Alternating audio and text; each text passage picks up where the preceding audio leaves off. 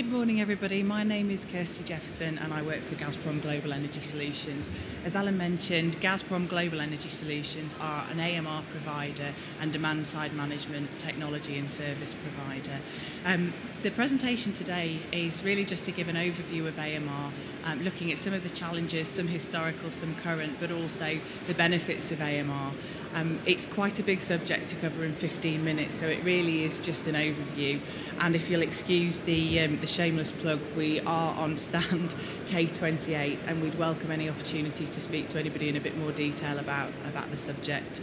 So the presentation, we look to give a brief overview of AMR and the current position by utility, have a quick look at the benefits and also the historical and current challenges and some of the solutions that we've engineered. I wanted to try and bring to life some of those solutions, so I've just lifted a couple of case studies, just examples of work we've done for customers previously.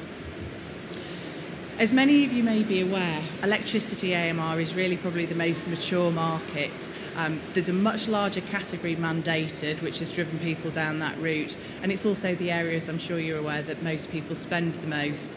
There's an easily available integrated solution which is very cost effective, and many businesses out there are using this information for billing and energy management purposes.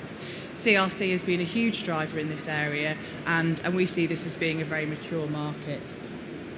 Gas, there's been much more uptake on gas recently, but it's obviously been much slower than electricity.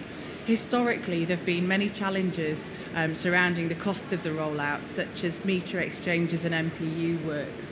The technology, the AMR technology for gas in its own right isn't expensive, but the surrounding costs of the rollout can be, and that's something that businesses like ours have worked very hard to try and make much more accessible for our customers.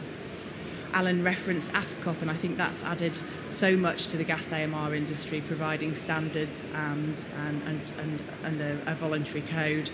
A lot of our experience to date is finding that gas suppliers are now moving towards AMR for billing purposes, and on the back of that, customers are also able to access that half-hourly data. CRC has been a driver in this area, but not as much, obviously, as in the electricity industry. Water we see as being quite a long way behind the gas and the electricity AMR market, but there is a huge amount of potential. Anecdotally, I've been hearing stories from companies that we've been working with where they're saving businesses thousands up to millions of pounds just by identifying leaks. So whilst it's an immature market, there's a huge amount of opportunity there. I just want to try and see whether everything I've just said is actually correct, and wanted to ask everybody in the room if, firstly, I could have a show of hands for those that have electricity AMR on their portfolio. Okay, that's good so far. What about gas? And finally, water. Excellent. That's broadly in line with what we were saying. So as to say, you can see that electricity through to water is sort of the accepted history and where we're moving towards, but finally the future really we see as being sub-metering and also smart control technologies. The benefits of AMR in simple terms can be to reduce costs, reduce energy, and to provide accurate billing. In essence, the red line on the screen is an example of what typically consumption data can look like, and the blue line is really what you're aiming to do, to reduce the overall consumption and to flatten out some of those peaks. But also the benefits of AMR can be to help organisations with their future-proofing and to reach green targets and to obviously comply with obligations. We've developed some technology which we'll come on to towards the end of the presentation, which helps businesses who have daily consumption thresholds be notified when they're reaching those limits, and they can be incredibly costly for businesses, up to hundreds of thousands of pounds per day. So again, these are all the benefits that we're trying to bring out of AMR. There are some historical and current challenges surrounding the rollout of AMR. If we look at by utility, gas tends to be historical challenges because this sector is slightly more mature. So we have historically had to come up against very costly meter exchanges up to hundreds, if not thousands of pounds. different connector cables. When a gas AMR was first started and being rolled out, there were so many different weird and wonderful connector cables that this quite often led to repeat visits. We have developed as a business a complete suite of cables that all of our installers carry around with them, so on each attempt when they're trying to install, they're always armed with those cables. But again, that can be quite costly. And also, accuracy of industry information and pulse accuracy are two challenges when installing gas AMR that you come up against. We would always perform checks against industry information, but unfortunately the checks that you perform are only as good as the information that's held out there. And indeed, that can identify that a meter is pulsing and therefore is AMR ready, but as a mechanical piece of equipment, that can over time become less accurate. Water, there are some historical and some current challenges. Because of the setup of the water industry, there's no real competition when it comes to meter exchanges, and so if a meter isn't pulsing, you have only one source to go to. This can be expensive, and also it's quite difficult from water company admin charges. On national rollouts that we've looked at, we've worked with businesses where we're installing AMR across the country. Some areas do not charge for connecting onto the equipment. Some areas charge up to in excess of £500, and that can obviously add a great deal to those costs. There are also different policies for water companies. And I suppose with water, the nature of where the water meter is located provides challenges. Quite often it's in hostile conditions, in a pit underground. So again, that just leads to challenges surrounding the technology, which is something that we've worked hard to develop. So moving on to solutions slightly more cheerful. As a result of our experience and hard work within the market, we've developed technology and also the service surrounding that to try and eradicate some of these problems. So from a technology perspective, we have developed robust technology specifically for the water market that has an enhanced aerial, which means that we are much more successful in terms of getting reception from that data logger. We've also developed different communication methods to overcome site conditions, so SMS, GPRS, and where there's no GPRS signal, the internet.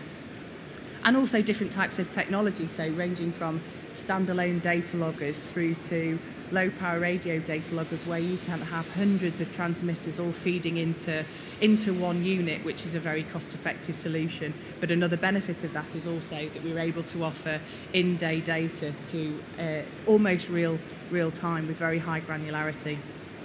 From a delivery perspective, we perform site surveys and a huge amount of installation preparation before attending site.